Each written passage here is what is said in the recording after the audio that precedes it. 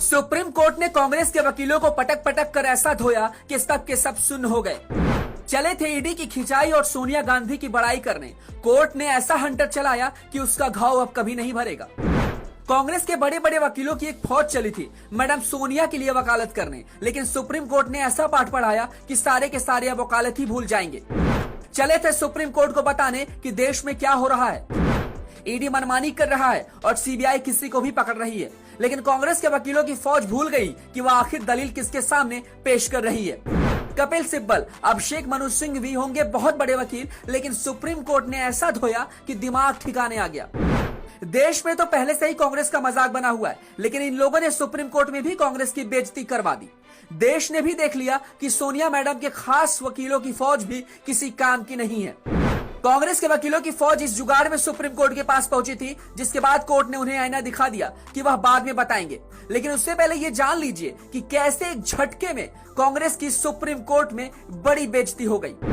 असल में प्रवर्तन निदेशालय यानी ईडी की शक्तियों का विरोध करने के लिए कपिल सिब्बल, अभिषेक मनु सिंघवी, मुकुल रोहतगी जैसे नामी वकील सुप्रीम कोर्ट पहुंचे थे, लेकिन सुप्रीम कोर्ट ने मनी लॉन्ड्रिंग के प्रावधानों में हस्तक्षेप करने से मना कर दिया और कांग्रेस के बड़े बड़े वकीलों की दलीलें भी खारिज कर दी। परिवर्तन निदेशालय के खिलाफ कांग्रेस के नामी वकील लाख दलीलें देते रहे, पर सुप्रीम कोर्ट ने उनकी एक ना सुनी। लेकिन कांग्रेस के चुनिंदा वकील ही नहीं थे जो परिवर्तन निदेशालय की शक्तियों के खिलाफ सुप्रीम कोर्ट पहुंचे थे। ऐसे करीब 240 लोग थे जिन्हें ईडी की कार्रवाई से दिक्कत थी। सुप्रीम कोर्ट ने मनी लॉन्ड्रिंग के तहत हुई गिरफ्तारी, साथ ही गिरफ्तार हुए लोग जिनकी संपत्ति ईडी ने जब्त की, उसमें हस्तक्षेप करने से मना कर दिया, जिसका सीधा सा मतलब है कि मनी लॉन्ड्रिंग के तहत गिरफ्तारी, कुर्की और जब्ती से जुड़े ईडी के सभी अधिकार बरकरार रहेंगे। कोर्ट ने साफ कहा कि प्रिवेंशन ऑफ मनी लॉन्ड्रिंग की धारा 19 के प्रावधानों में कुछ भी मनमानी के दायरे में नहीं आता है। सुप्रीम कोर्ट ने याचिकाकर्ताओं को फटकार लगाते हुए कई बातें भी कह डाली। कोर्ट ने कहा कि मनी लॉन्ड्रिंग का असर सीधे देशों पर पड़ता है। अब कांग्रेस के वकीलों की फौज जिसे prevention of money laundering act के तहत सुप्रीम कोर्ट पहुंची थी, उसे भी समझ लीजिए। इस एक्ट में कई ऐसे प्रावधान है जो इसे सख्त बनाते हैं। इसके तहत एफआईआर दर्ज हुई, बिना सर्च ऑपरेशन का अधिकार दिया गया।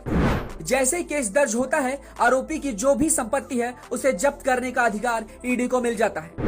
आरोपी की संपत्ति तब तक जब्त रहती है जब तक आरोपी बरी ना हो जाए। आरोपी को पता नहीं चल पाता कि उसके खिलाफ गिरफ्तारी के लिए एजेंसी के पास क्या आधार है। यही नहीं, ईडी के अधिकारी समन की कार्रवाई के दौरान भी आरोपी को हिरासत में ले सकते हैं। अब आपको बताते हैं कि देश के ऐसे कौन से बड़े नेता हैं जिनमें ईडी अभी किसी न किसी तरह से पूछताछ